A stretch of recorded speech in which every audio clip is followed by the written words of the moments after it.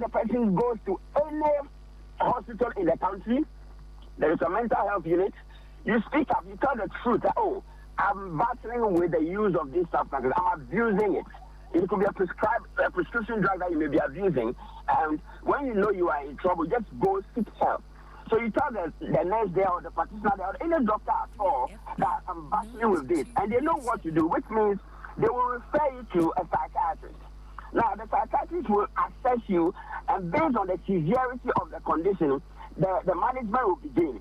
Now, if it is mild, we can do what we call detoxification. Right. We will even do it on outpatient basis, and then we continue with outpatient rehabilitation for you.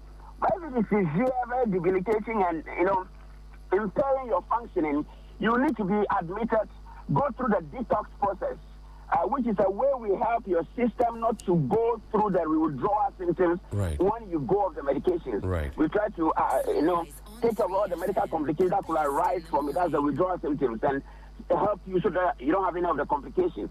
And then during the detoxification, we help you to gradually begin to accept some things, which is one, the drug that you are using, they are detrimental to your health. Right. Number two, you have tried possibly to stop, but you are not able to do it on your own accord. Right. And three, you get to that point where you want to accept appropriate professional help. Right. Now, when all these three things align, the success rate of your recovery is higher than if we force it on you. So when you come for the detox, it could take about 7 to 10 days on admission. We take you through all these processes, and then you may go for inpatient rehabilitation. Or even sometimes, you may even continue with the outpatient rehabilitation. For the inpatient, because of the severity of the condition, we always advise at least 6 months. And in the country right now, I vote for only one place, boldly, which is Pantine. Pantine has the best in terms of the staffing and everything. The only problem with Pantine is the resources. It's highly limited. Pantine has the land space, has the place to, it has to be expanded. It has to be retooled and resourced. Because Pantine has the right staff. They have the psychiatrists, psychologists, the counselors, the social workers, the nurses. They have the full complement of staff that can deal with it, but they are highly under-resourced. So they're not able to do what they wish to do. As I speak to you, almost always Pantine is full. The rehab, I'm talking about the rehab, the drug rehab, it's almost always full. The space they have available is almost always full because it is highly under-resourced. So there is help available for anyone who finds themselves in such a situation. Doc, let's wrap up by talking about the budget, the mental health budget. What does it look like? You work, you are in the oven, so you know how the heat is burning. Tell me about it. What do we know? Because if this is becoming a national issue, we should be prepared for it and we should deal with it frontally. Tell me, what do you know? So from what I can tell you on ground, anyone who has a severe drug addiction problem or addiction issues, having to go through the detox phase and going through 6 months of the rehab phase, you're going to spend at least a minimum of 40 to 50,000 Ghana cedis. A minimum. Because at Pantine, it's about 6,000 or 6,500 a month. Multiply that by 6, and then you're going to do the detox phase, which will cost you, some amount of money as well. So that's why I'm saying it's quite expensive. Right. And the best way to approach this is for the young ones not to even start it at all. Because it gets to a point where you are not in control anymore. So you start using the drugs, and after some time, the drugs continue to use you. Whereby, if you don't use it, you can't function, you can't get out of bed. You continue using because of the withdrawal effect. You continue not because you want to use, but because you some way have to use so you can get out of bed and do the bare minimum things that you can do, even though your function will be impaired. So it's a little expensive.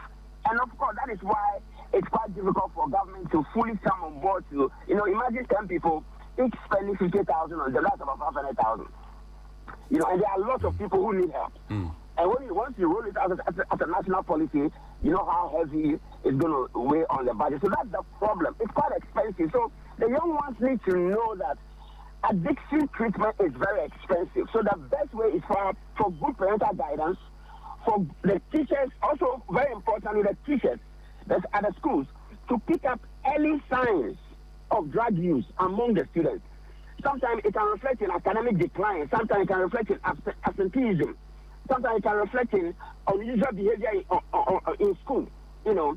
But what I would also advise is, for those who have been screened and found to have various mental health challenges, the best is to refer them for help. Not to just disqualify them from entering the services, but to refer them for appropriate help, because there are psychiatric hospitals, there are psychiatrists, there are psychologists all over the country that can help in that regard. Dr. Sado here, we're grateful that you shared these insights with us. We thank you very much indeed. Most welcome, sir. Now, let's go on to the other phone line and have a conversation quickly with Julius Kwame Anthony. He's the press secretary and spokesperson for the Ministry of Interior. Good morning, and thank you very much indeed for your time, my brother. Good morning, Senior Hughes. I hope you are good. I'm greater than a crab. Now the shocking revelations that we have received about people wanting to join the security services but were rejected based on the abuse of some drugs or some inducements, and it's worrying. What does the ministry? What's the ministry's position really on this and the forward march? Talk to me. Yeah. So first of all, I would want to clarify a certain misconception and speculation that has been in the air. Right. That the matter about the drug and the mental health issue is just a ploy that has been designed to eliminate some of the numbers. With all respect to those with that view, it is not. The reason is because there were over 200,000 unique applicants. Right. As in those who applied for specifically for one service, there are 200,000 unique applicants. And so getting 4,000 out for purposes of drug use and 2,000 for mental health issues does not help us in any way if reducing the numbers is what we are after. Because at the end of the day, the services could only accommodate only 10,000 people by reason of our fiscal constraints and all of those things for this year. So eliminating about 6,000 with that approach, I mean, it's indecent, it's uncalled for, it's unreasonable, and so that is not the case. The case is that it is the actual findings that have been ascertained by institutions that have for several years conducted these tests and have been consistent with the outcomes that they come with. The Narcotics Control Commission has the facilities and the means of running these tests with relevant partners. And so they actually, did the test. For the drug test, the outcomes are, as the minister has stated, about a little over 4,000 people. And then for the mental health concerns, a little over 2,000 people. Now, generally, with all the medicals that have been done, the intention is that the applicants would be able to access the results. The reason is that we don't want to put applicants' health records into any online system because health issues have to do with privacy and confidentiality, and there are ethical standards that must be upheld. So we don't want to put health record on any online system where anybody at all may, by some means, be able to access them. And so the intention is to make sure that there is an avenue in the portal where they could reach out to the service providers to request their particular results so that they would get it by themselves. Now, from that, then they would know their particular status and the relevant recommendation that has been made by the experts with respect to each and every applicant that went through the medical process. And so it's not only the mental health and the drug use issue alone that recommendations will come with. It's with all the, the tests that have been run. And so those recommendations would be made. And I've heard people raise the concern that if people are being disqualified because of drug use and mental health issues, what then happens to the people? So this is the solution bit of it. But in terms of the recruitment process, you would agree with me that the timeline has dragged, so long. Referral of people to rehabilitation and all of those things, the minimum timelines you are looking at is about 6 months. It is that 6 months that is required for the training of the people. And so, I mean, the country cannot come to a halt. Things cannot pause for those referrals to be made and those people, treated and rehabilitated before the process continues.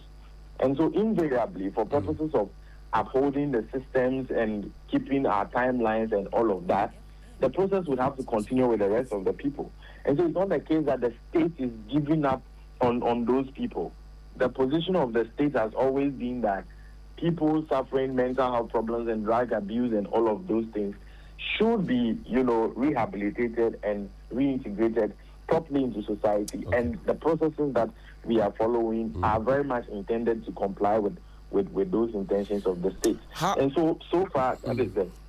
How about those who may have gotten in already? Because these ones were the ones that were blocked before they got in. Those who have gotten in already, who are now in their own lane, on their own fray, doing their own things, and the ministry will hand over guns to them and ammunitions, weapons, and they are not perhaps in the right frame of mind. How are we dealing with that, Julius? I would say that, in fact, the need to add the mental health components to the screening process this year was actually instigated by the fact that such findings have been made. Right. When the Honorable Muntaka Mubarak became Interior Minister. Okay. Given the nature and sensitivity of our security apparatus. Right. It was not proper that it be put out there that Officer A, B, C, and D was involved in this and that, and this action was taken and all of that. But the need to include it at the entry point this year was instigated by the fact that those findings were made, which would answer your question that what is being done by those in the active. Those findings have been made, right, and appropriate actions have been taken. It is for that reason that the minister became concerned that if these findings have been made, by people who are active or on people who are in active service, then there is a need for us to, do those checks at the entry point to ensure that there is some level of integrity as to the nature and character of the persons that are admitted into the services. And right. So that is why the test was. So something has been done about it. Julius, we're grateful for your time. Julius Kwame Anthony is the press secretary, the Minister of the Interior. He also speaks for the ministry. We're grateful for your time this morning. And have a nice day. You too. Thank you. Great. And there we go now to the NITA conversation here on Sunrise on 3FM 92.7. Okay, you have a thought to share on this one regarding the drug abuse? I am worried because the next policeman or the next soldier or the next immigration officer you meet, you may not be too sure if they are in the right frame of mind. We will not be told their names, will not be told what actions have been taken, but you are not too sure. And they have a gun. That's I don't know what you think. Quickly, I think the Interior Ministry has done well in the first place to even flag some of these issues. Right. In the past, we barely hear some of these things. So I think they've done well to flag it, but it shouldn't end there. There should be strict enforcement of directives that prevent drug abuse. If you look at Tamale, for instance, when the Black Maria team was in Tamale, it was there was a lot of bad criticism. But at the end of the day, if you have lived in Tamale, if you have experienced Tamale, or even the northern sector, then you would realize that because of some lack of enforcement, it was getting out of hand. I know people in Tamale, and I've been in Tamale. I'm a small chief in Tamale. I'm in Tamale, and you see people who are intoxicated with tramadol, for example, riding motors side by side. Yes. Right? And having conversations. Yeah. And the motor is not even moving. Like it's crazy, side by side. The way you are sitting with Kekujo, you are closer together. Riding side by side. Side by side and having a conversation. Forget everybody behind you can go and sleep. Yeah.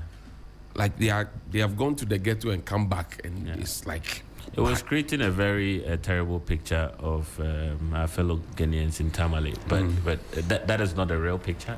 I think there are guys out there who are abusing these drugs and are all over the place, and then it paints a very terrible picture of the region. And I mean, who wants to put their investment in a place where people would don't you want your children to grow up in? So these are all like issues that negatively impact the outcome of slow enforcement. We must enforce more critically. We'll have that neater conversation, but Mawuena, I'm sure you also have a quick thought on this matter. I think it's all in the right light.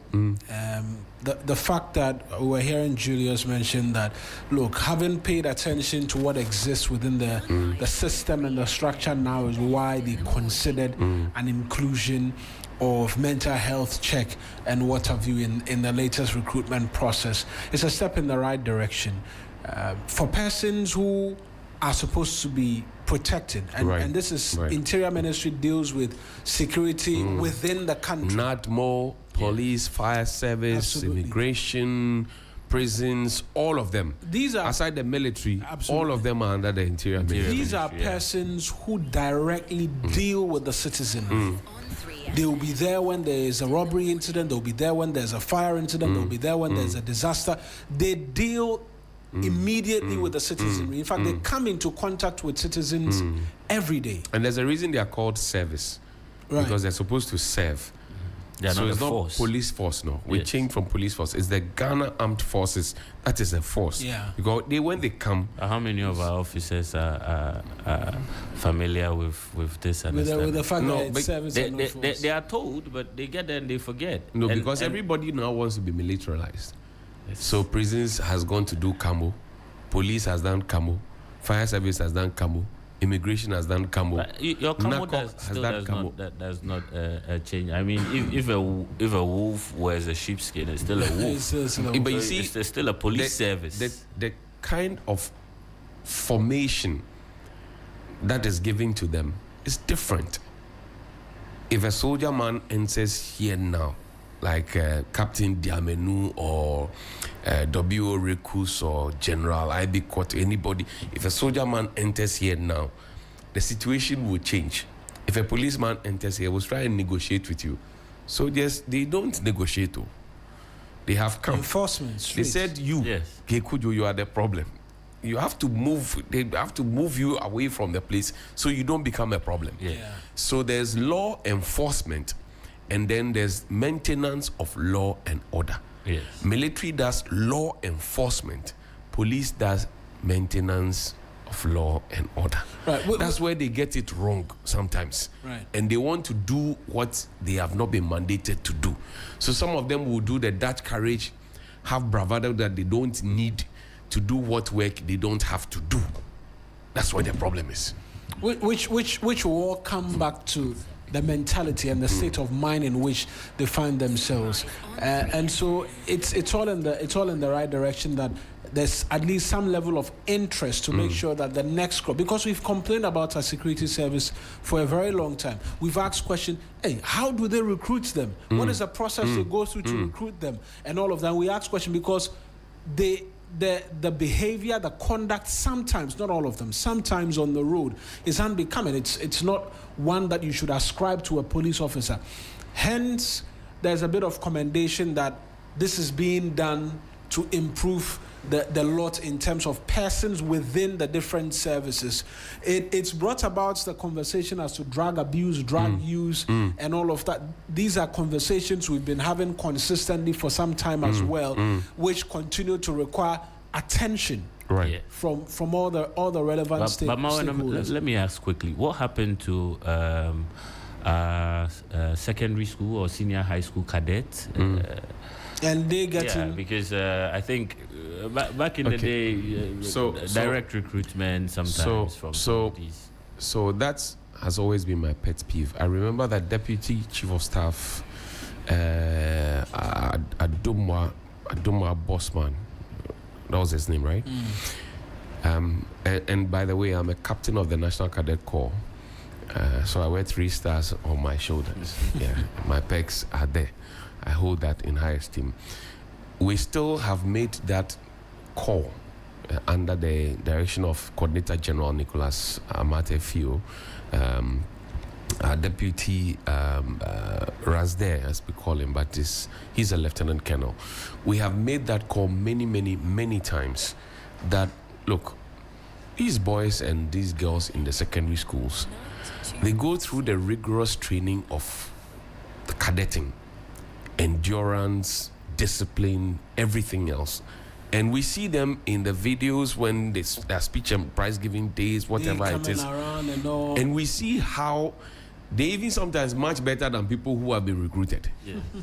So when it gets to recruitment, why don't we as a country decide that, okay, Kujo is already in school. He's already doing this. He has a desire for it. Yes. How do we support him to be part of it? Because now that I'm here, I am a captain, as I mentioned. I'm a volunteer force. So if the army falls short of numbers, because of the training I have been given, I'll be drafted into it whether I like it or not. That is why when they write a military man's name, like they write K. Kujo, they will write at the end RTD. Retired. Because the rank, let's say you're a major or captain, the rank has not retired. It is your name that has retired. At any point, if they require your service, you'll be drafted and brought in. That is why the services police, they write maybe DCOP, retired, Mr. So and so. So there's always a distinction. And this distinction, I can tell you on good authority that some officers don't even know. Yes. They don't know. And that has been our bane. We have been asking for this for many years. 1st July, we will go to the Independence Square, celebrate 25th of May, AU Day yesterday. Yes. We celebrated 1st of May, Workers' Day, we celebrate. We are always there. And one shocking thing, Mawuena, before we get to that detailed conversation, if you put together the total number of cadets in this country, we are more than our military force in terms of numerical strength. I'm telling you. The military knows it, we know it. And we have actually prepared them. So those who come, some of the, for want of a better expression, weaklings who come, they go to Awag, they are there. They cannot, the endurance is low. These boys, mother no. Yeah. But these ones, we are training them, they are already trained. Yeah. So when you bring them, you do small work on them, shape them properly, and keep them. Why are we as a country not looking at it? Why? Yeah. Because they are already trained, they are ready. They have a desire for it. The discipline is declining. They have a desire for it. And you know, volunteerism, I was a Boy Scout too. Volunteerism is really not something that as a country we are paying attention to. Volunteerism. Yes. We don't pay attention to it. You ask somebody to volunteer to help, to maybe do some NGO work, and they are looking for money. The first thing they're thinking about is money. They are not looking at what good they are doing to society or what skills they are picking, soft skills, whatever, how they are helping somebody, fellow feeling. No. You call them and ask them for something. The first thing they talk to you about is money. So it's hard for you to even find somebody to tell them that, look, come and support me, let's go and visit some old women, do blah, blah, blah. No, it's hard. And we must have that conversation as a country. Because back in the day, we had Boy Scouts, we had Girl Guides, we had Red Cross, we had all those different groupings that were making us. There was even wildlife. Wildlife as well. Wildlife that was doing endurance expedition, Maoli, Pope, all of them, they were part of it. J. John Sagbefia, they were all part of it. They will give you a head of state medal. I have a bronze one. So when these, I don't know. I think we need to find a way to engage the youth more so that they are not derailed from what it is. And I mean, it even helps with the offline engagement. Yes. You know, because many a times we are asking the digital landscape now with the digital so much digital going on. Yeah. You know, how do we engage the younger ones offline in ways that are meaningful to them and then also a service to country? Most of the younger people don't even know when they're having a formal conversation. The slangs and the usage things. of language. Look, I used to teach, and I mark scripts, and it's okay. It is well. The big conversation on 3FM Sunrise.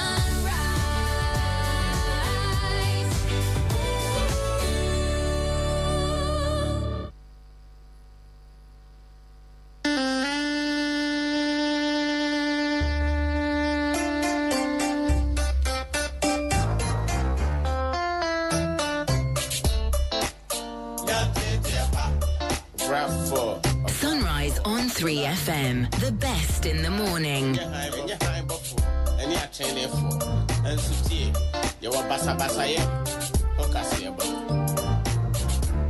Execution Entertainment. Whoa, yeah. Ghana, my baby. Ghana, me, Muyanko. Piani, I get you. Whoa, yeah. Ghana, my baby. Ghana, me, 3FM 92.7.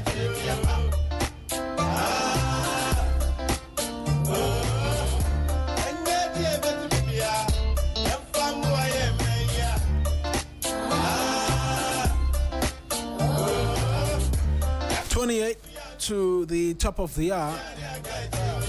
At the right place, the right time. Come on, y'all, do the right thing. Be at the right place, the right time. Come on, y'all, do the right thing. I say me the can. Raps up for me, who am I canting on me ball by Muka. Raps up for me, who am I canting on me ball by Muka. Open here, I'll come and move around Anka. And the National Information Technology Agency is in focus for us in terms of a conversation this morning, because there's a new bill that's been proposed which is seeking to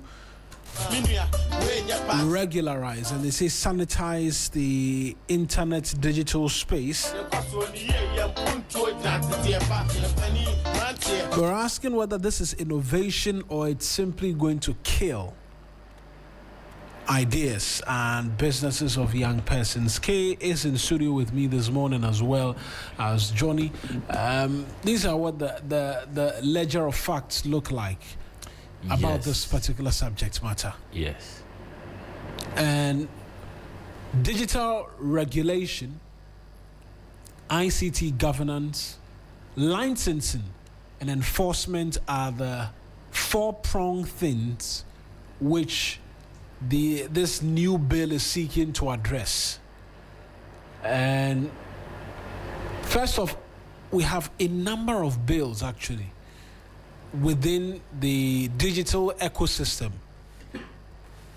which 3FM 92.7 are supposed to be doing one thing or the other in relation to this NETA bill that is expected to be tabled before Parliament. But now we are understanding they are seeking to pull the brakes to engage stakeholders before subsequently moving forward with. So there's the NETA Bill 2025, which they are seeking to push through. Yes. The existing NETA Act 771 and 772 as well. Then there's a Cybersecurity Amendment Bill 2025. There's Data Protection Bill, Data Harmonization Bill, Emerging Technologies Bill, Electronic Transactions Bill,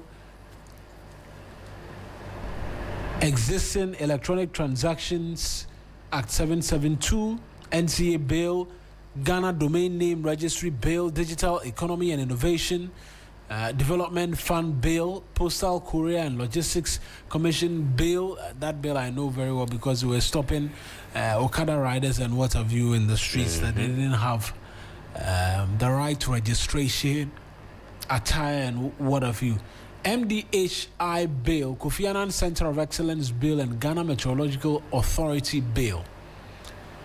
So, two institutional expansions with NETA they are focused on Emerging Technologies Agency, Data Protection, Domain Name Registry, Postal, Courier and Logistics Commission, Digital Economy and Innovation Development Fund, Meteorological Authority, Data Harmonization, Oversight, and what have you. But I would just want to not go through it all, but maybe Kay, you help with some other aspect as we get a few of the other persons on the telephone line as well this morning for this conversation. Derek Lai is a technology consultant. So is John Sichope Mensah. Is Imani Associates Digital Transformation. They'll join us on the phone pretty shortly, but there's a bit more that we should be going through this morning as well. Yes, if we look at the section 1 of the Ledger of Facts, we see total identifiable digital sector statutes draft bills reviewed is 15. We look at the institutional expansion, approximately 10 more institutional structures are being expanded. And then we look at additional coordination structures. These bills together seeks to establish tribunals and enforcement structures, separate tribunals, that's NETA Tribunal, ICT Tribunal, Data Harmonization Tribunal, that's 3 in total. And then there's dispute resolution committees, that's the NETA, DRC, Domain Registry, DRC, Data Harmonization, DRC, that's 3 in all. So oversight and advisory structures point to Joint Cybersecurity Committee, Data Harmonization Advisory Committee, Multi-Stakeholder Advisory Forum, Industry Forum, and the MDHI division structures. The MDHI in particular is misinformation, disinformation, hate speech, and publication of other information bill. If we look at the licensing and certification expansion, we have the NETA bill seeking to expand. Licensing regime begins at section 35, ICT professional certification, ICT provider register. We look at the domain registry bill as well, the postal and logistics bill, cybersecurity amendment bill. If we look at the statutory growth, existing NETA Act 771 has approximate sections is 29. But the proposed bill has approximate sections of about 107. If we look to the electronic transactions framework, the existing ETA Act, that's approximately 130 plus sections, and the proposed ETA bill currently stands at 88. The existing ETA already covered domain registry, ICT tribunals, industry forum, intermediary liability, cyber offenses, certifying agencies, and critical databases. Now, if we come to the data governance scale, the data protection bill, we have approximately 125 sections. And then the data harmonization bill sits at around 42, so a combined data governance sections of 167 sections. And then the emerging technology overlap, we see a total overlapping AI emerging tech authorities 5. That's NETA, CSA, that's Cybersecurity Authority, Emerging Technologies Agency, Data Protection Authority, and NCA, National Communications Authority. Yes, and then we look at the enforcement aspect of the bill. We see NETA, cybersecurity, and then the misinformation, disinformation, hate speech bill as well. So the point for Sunrise is that the debate is not about digital regulation. Right. It's about proportionality, innovation, institutional overlap, enforcement, concentration, and regulatory burden. And the raw structural totals, as shown on the screen, is quite overwhelming. The sources are Parliament of Ghana, Ministry of Communication, Digital Technology and Innovation, NETA, Cybersecurity Authority, Data Commission, OECD Digital Governance Principles, and Ghana ICT Legislative Drafts and Public Consultations. Right. So those are the facts, and those are upon what we're going to take to our guests who are not we're working the phone lines to engage pretty shortly as well in relation to this.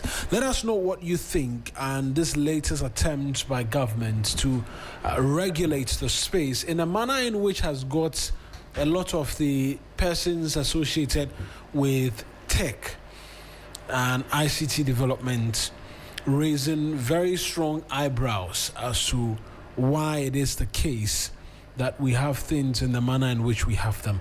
But that notwithstanding, there are certain elements or portions of this bill which, according to a number of the experts we've been hearing from and reading about, makes for a step in the right direction and can be improved upon for better implementation amongst many other things. And so there is that.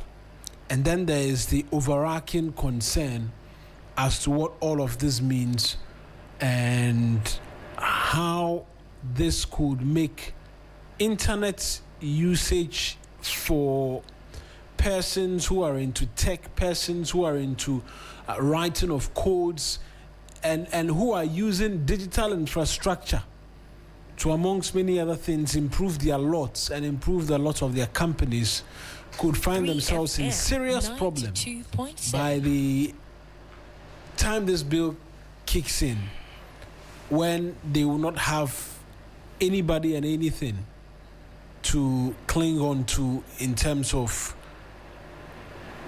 an understanding as to what's happening in relation to this bill. And so we're working the phone lines. We're working the phone lines to connect with Barnabas Lai, who's a technology consultant, as well as our fellow John Sichope Mensah. He's an Imani Associate Digital Transformation.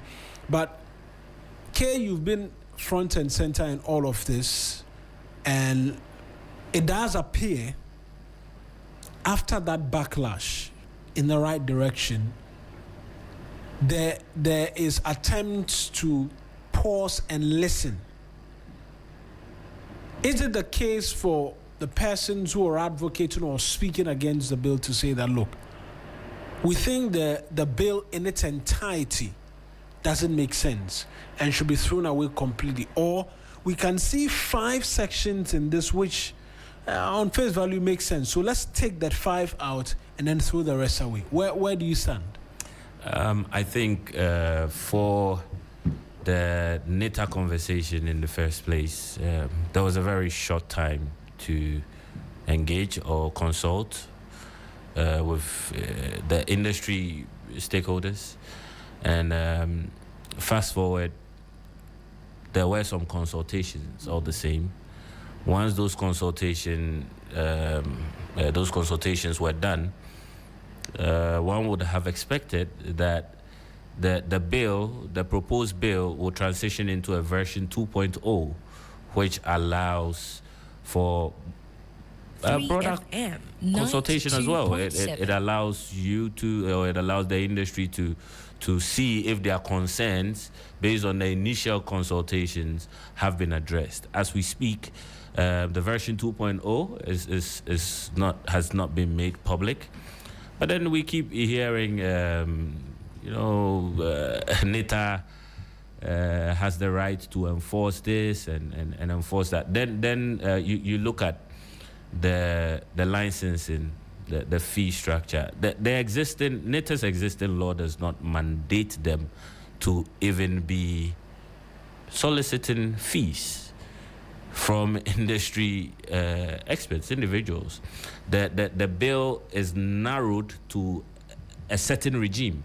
So for you to go outside of that scope and feel it is okay to be soliciting fees or advertising fees when a bill has not been, the proposed bill has not even been passed into law is problematic. And I think that's where a lot of people initially had concerns, and that's what angered a lot of industry guys as well. Yeah. What potentially, and from my own readings, has been one of the many things which would be too blanket is licensing. of professionals within the space. Yeah. The bill, I've not had the privilege of having read the bill and its content. All I've read are the consents and the rant and this ledger of facts which we've been going through, right? Yes. There's a fear that the sheer blanket nature of the legislation could 3FM immediately 92.7. grind businesses to a halt, because the sort of people who need certification will be mind-boggling, from persons who are using Coral Draw to AI and all of that. The bill is very silent on all those persons. As to persons speaking the truth as well and doing things in a particular direction, all of those come together and make someone like Bright Simmons says, throw it away with all of the things that is a part of, because this will not inure to our benefit. Yes. Today, the minister, after being overly dismissive initially, has come to his senses and is realizing that you can take the industry for a joke. These are people who are self-invested, are struggling, to sustain even their own operations in the industry. Imagine a 17-year-old boy somewhere in Kaswa, writing a code for his mother's pure water business. Yeah. And you expect him to apply for a license, get a license to be able to write that code. Most of those concerns are what agitated a lot of people. Today, NETA is organizing a roundtable discussion with some industry experts and those who have shared quite a number of concerns. And it would be followed with a Twitter space conversation as well, which I think is honorable. It's a step in the right direction. But did that have to come after the backlash? Why are we always late to do the right thing?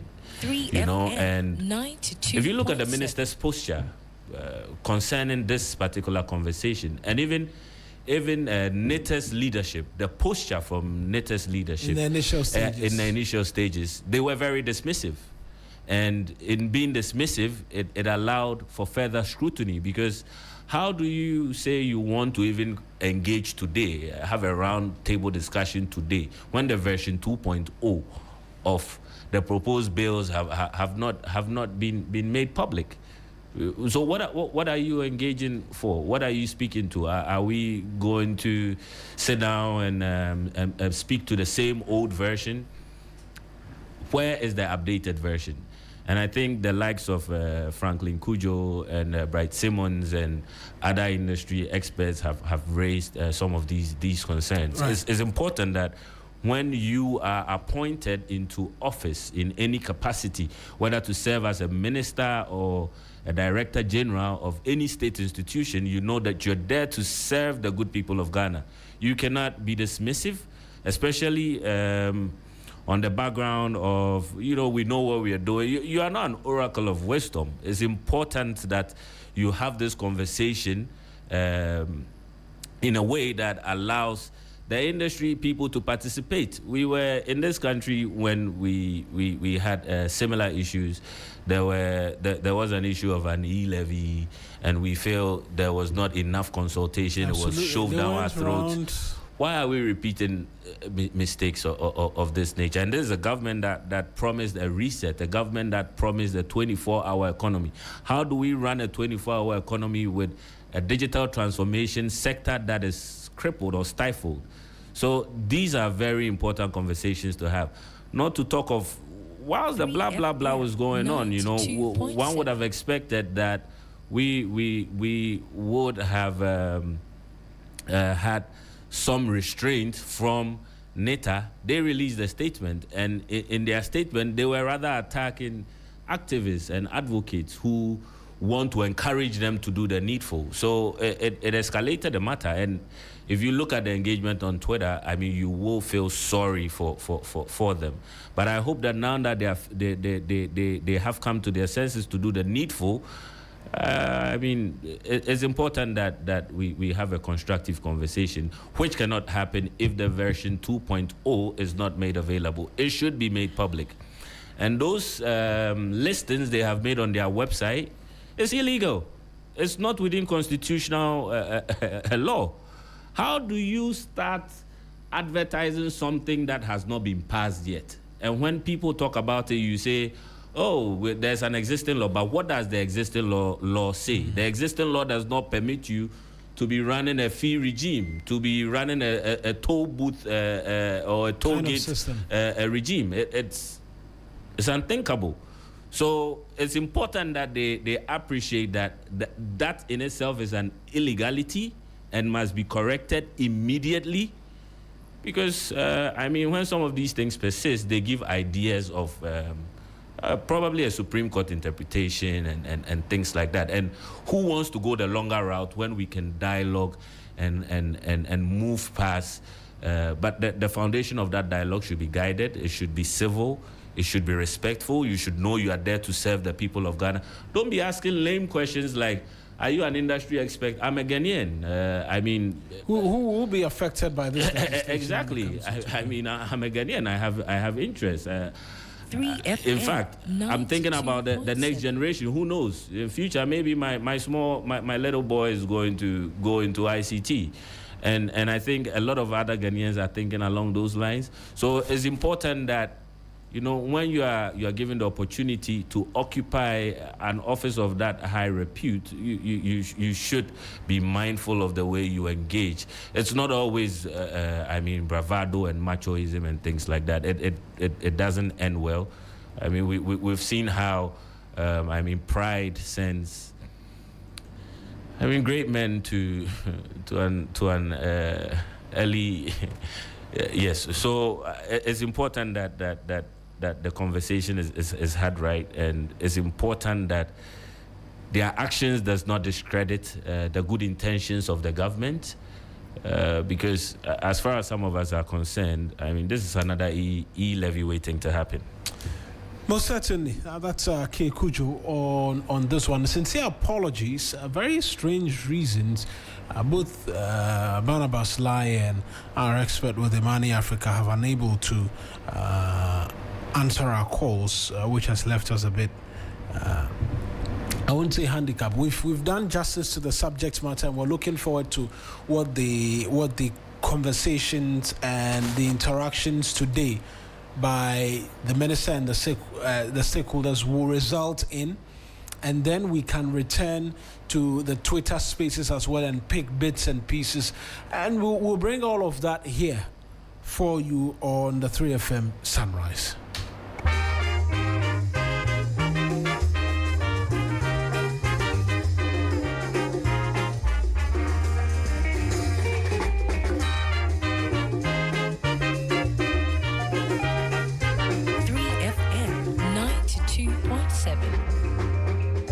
Mawuena, Kwabasi, Kami, Yomkeni, Yerabao,